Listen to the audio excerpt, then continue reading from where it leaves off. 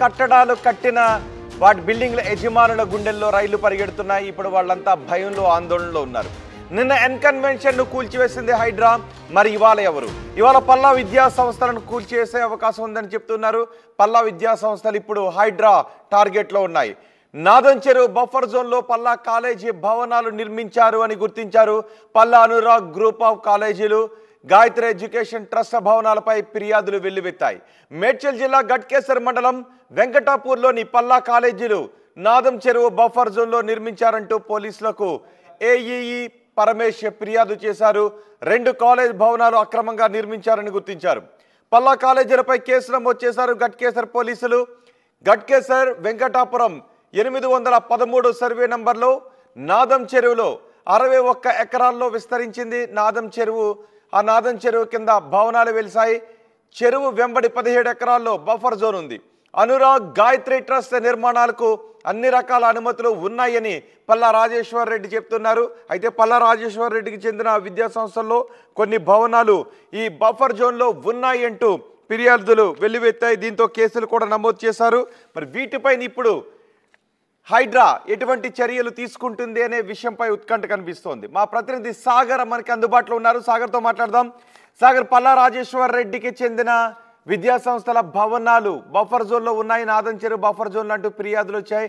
దీనిపైన హైడ్రా ఎటువంటి చర్యలు తీసుకోబోతోంది? అలాగే పల్లా రాజేశ్వర్ రెడ్డి కూడా ఏమైనా రియాక్ట్ అయ్యారా?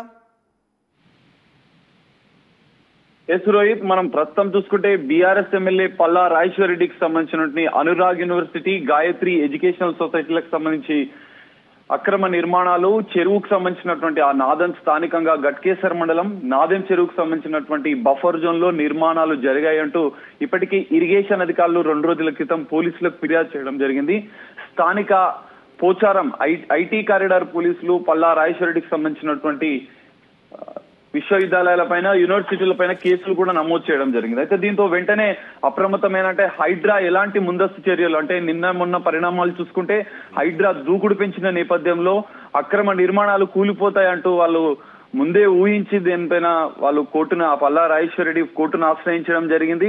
హైకోర్టులో నిన్న అత్యవసరంగా హౌస్ మోషన్ పిటిషన్ దాఖలు చేయడం జరిగింది. దీనిపైన కోర్టు మాత్రం నిబంధనలు ఉల్లంఘించారా లేదా అని వెరిఫై చేయండి, డాక్యుమెంట్స్ అన్ని వెరిఫై చేసిన తర్వాత చర్యలు తీసుకోవచ్చు అని చెప్పి స్పష్టం చేసినట్టుగా తెలుస్తుంది. అయితే ఈ నేపథ్యంలో పల్లా రాజేశ్వర్ రెడ్డి మాత్రం హైకోర్టుకు చెప్పిన విషయాలు, నేను నిబంధనలు ఉల్లంఘించలేదు, అనురాగ్ యూనివర్సిటీతో పాటు గాయత్రి ఎడ్యుకేషనల్ సొసైటీకి సంబంధించిన నిర్మాణాలను నేను స్థానికంగా అన్ని అనుమతులు తీసుకొని నిర్మించానని చెప్పిన నేపథ్యంలో హైకోర్టు మాత్రం, అంటే ప్రభుత్వ న్యాయవాది మాత్రం దీనికి సంబంధించినటువంటి బఫర్ జోన్ లో ఖచ్చితంగా నిర్మాణాలు జరిగాయి, స్థానిక ఇరిగేషన్ అధికారులు దానిపైన పూర్తి రిపోర్ట్ ను కూడా ఇవ్వడం జరిగింది. సో ఖచ్చితంగా నిర్మాణాలు జరిగాయంటూ హైకోర్టుకు వినిపించిన నేపథ్యంలో కోర్టు దీనిపైన పూర్తి న్యాయపరంగా లేదంటే ఈ డాక్యుమెంట్స్ అన్ని వెరిఫై చేసిన తర్వాత నిబంధనల ఉల్లంఘన జరిగిందా లేదా అన్నది వివరాలను వెరిఫై చేసిన అనంతరం చర్యలు తీసుకోవచ్చు. అంటే గతంలో మనం జన్వాడ ఫామ్ హౌస్ కేసులో కూడా హైకోర్టు ఈ విధంగానే తీర్పు ఇవ్వడం జరిగింది. అంటే అక్కడ జీవో 99 ప్రకారం ఎలాంటి చర్యలైనా తీసుకోవచ్చు అని చెప్పిన నేపథ్యంలో సేమ్ ఇదే కేసులో కూడా హైకోర్టు చెప్పిన ప్రకారం వివరాలు, అంటే అక్కడ స్థానికంగా అనురాగ్ యూనివర్సిటీ, గాయత్రి ఎడ్యుకేషన్ సొసైటీకి సంబంధించిన నిర్మాణాల యొక్క డాక్యుమెంట్స్ అన్ని పరిశీలించిన అనంతరం చర్యలు తీసుకోవాలంటూ మార్గనిర్దేశకాలు జారీ చేసిన నేపథ్యంలో ఇటు హైడ్రా అధికారులు మాత్రం మొన్ననే మనకు రంగనాథ్ గారు చెప్పిన నేపథ్యంలో ఇలాంటి లీగాలిటీస్ అన్ని పాటిస్తాం, స్థానిక ఇరిగేషన్ తో పాటు మున్సిపల్ అధికారులు దీనికి సంబంధించినటువంటి పూర్తి వివరాలు సేకరిస్తారు, ఖచ్చితంగా ఎఫ్టీఎల్ లేదా బఫర్ జోన్ పరిధిలో ఉంటేనే ఖచ్చితంగా మేము చర్యలు తీసుకుంటామని చెప్పిన నేపథ్యంలో దీనిపైన మాత్రం హైడ్రాకే సానుకూలంగా అని చెప్పుకోవచ్చు. ఎందుకంటే నిబంధనలు అన్ని పాటించిన అనంతరం దాని డేటా, అంటే దానికి సంబంధించినటువంటి డాక్యుమెంట్స్ ఏదైతే అన్ని చెక్ చేసిన అనంతరం బఫర్ జోన్ ఎఫ్టీఎల్ పరిధిలోనే ఉందని ఖచ్చితంగా ఆ స్థానిక ఇరిగేషన్ అధికారులు నిర్ధారించిన నేపథ్యంలో దీనిపైన అనురాగ్ యూనివర్సిటీ సంబంధించినటువంటి ఆ నాదం చెరువు బఫర్ జోన్ లో పరిధిలో ఆక్రమణలు జరిగితే ఖచ్చితంగా చర్యలు తప్పవనే చెప్పుకోవచ్చు రోహిత్. రైట్, అంటే ఎప్పటిలోపు దీనిపై సర్వే చేసే అవకాశం ఉంటుంది? ఆల్రెడీ ఫిర్యాదు చేశారు, దానిపైన ఎఫ్ఐఆర్ కూడా నమోదైందని చెప్తున్నారు. యాక్చువల్లీ రోహిత్, దీనిపైన ఆల్రెడీ స్థానిక ఇరిగేషన్ అధికారులు 1 వారం రోజుల క్రితం నుంచే దీనిపైన సర్వే నిర్వహించడం జరిగింది. అంటే గతంలో ఉన్నటువంటి ఇరిగేషన్ అధికారులు కూడా దీనిలో బఫర్ జోన్ పరిధిలో అక్రమాలు జరిగాయని నిర్ధారించినప్పటికీ గతంలో పల్లా రాజేశ్వర్ రెడ్డి అధికారంలో ఉన్న సందర్భంలో అధికార పార్టీకి సంబంధించినటువంటి నేత కాబట్టి ఆయన పైన చర్యలు తీసుకోలేదు. అంటే ఆ యూనివర్సిటీకి సంబంధించిన ఆక్రమణలు జరిగాయని స్థానిక అధికారులు గుర్తించినప్పటికీ చర్యలు తీసుకోలేదు. ఇప్పుడు నూతన కాంగ్రెస్ ప్రభుత్వం హైడ్రాను ఏర్పాటు చేసి ఈ చెరువుల పరిరక్షణే ధ్యేయంగా ముందుకు వెళ్తున్న నేపథ్యంలో దీనిపైన స్థానిక ఇరిగేషన్ అధికారులు పూర్తి స్థాయిగా డేటా సేకరించారు. ఖచ్చితంగా బఫర్ జోన్ ఎఫ్టీఎల్ పరిధిలో ఉందని వాళ్ళు నిర్ధారించిన అనంతరమే అటు పోలీసులకు కానీ ఇటు హైడ్రాక్ కానీ ఓఆర్ఆర్ పరిధిలో ఉన్న నేపథ్యంలో హైడ్రాక్ కూడా స్థానిక ఇరిగేషన్ అధికారులు ఇప్పటికే రిపోర్ట్ ఇచ్చిన పరిస్థితి కనిపిస్తుంది. సో దీంతో హైడ్రా అధికారులు ఎప్పుడైనా అప్రమత్తమయ్యారు. ముందస్తుగా వాళ్ళు అన్ని డేటా అంతా సేకరించి అన్ని నియమ నిబంధనలను అన్ని చూసుకున్న తర్వాతనే స్థానిక ఇరిగేషన్ అధికారుల రిపోర్ట్ ఆధారంగా హైడ్రాక్ చర్యలు తీసుకునే అవకాశం ఉంది.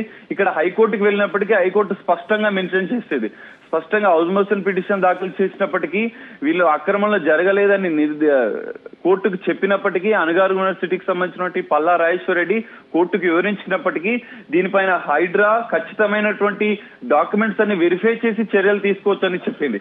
సో ఈ నేపథ్యంలో హైడ్రా ఎప్పుడైనా దీనిపైన చర్యలు తీసుకునే అవకాశం మనకు కనిపిస్తుంది. ఎందుకంటే స్థానిక ఇరిగేషన్ అధికారులతో పాటు అక్కడ పోలీసులు కూడా కేసు నమోదు చేసుకుని దర్యాప్తు చేస్తున్న నేపథ్యంలో ఈ పూర్తి డేటా సేకరించి హైడ్రా చర్యలు చేపట్టే అవకాశాలు మనకు ఖచ్చితంగా కనిపిస్తున్నాయి ఈరోజు. రైట్. ఎఫ్ఐఆర్లో ఏ సెక్షన్ల కింద కేసులు నమోదు చేశారు, ఏ చట్టాల కింద ఏ సెక్షన్ల కింద కేసు నమోదు చేశారు ఇప్పటి వరకు? ఎఫ్ఐఆర్ లో మనం ఒక్కసారి పరిశీలిస్తే రోహిత్, దానికి సంబంధించిన ఓల్టా ప్రధానంగా ఈ సరస్సుల సంరక్షణ కోసం ఏర్పాటు చేస్తున్నటువంటి ఓల్టా చట్టాన్ని ఇక్కడ ప్రయోగించిన నేపథ్యంలో స్థానిక ఇరిగేషన్ అధికారులు ఓల్టా చట్టం అనేది చెరువుల పరిరక్షణ సరస్సులకు సంబంధించిన ఆక్రమణలు జరిగితే ఈ చట్టాన్ని ఉపయోగించే పరిస్థితి కనిపిస్తుంది. సో ఈ చట్టంతో పాటుగా మనకు మరో 2 సెక్షన్లను కూడా నమోదు చేసి దర్యాప్తు చేస్తున్న పరిస్థితి కనిపిస్తుంది రోహిత్. రైట్ సాగర్, గాయత్రి విద్యా సంస్థల పైన అలాగే అనురాగ్ గ్రూప్ ఆఫ్ ఇన్స్టిట్యూషన్స్ పైన కేసులు నమోదయ్యాయి. అవి నాదన్ చెరువులో బఫర్ జోన్ను ఆక్రమించి కట్టారు అంటూ ఫిర్యాదులు వచ్చాయి. దీంతో కేసు కూడా నమోదు చేశారు. Paramesh, assistant executive engineer Paramesh ఈ ఫిర్యాదు చేశారు. మేడ్చల్ మల్కాజ్గిరిలో ఈ అక్రమ కట్టడాలు నిర్మించారు అంటూ పోచారం పోలీస్ స్టేషన్లో కేసు నమోదు చేశారు. దీంతో పోలీసులు పలు సెక్షన్ల కింద కేసులు నమోదు చేశారు. ఎఫ్ఐఆర్ కాపీ కూడా ఆర్టీవీ చేతిలో ఉంది. 329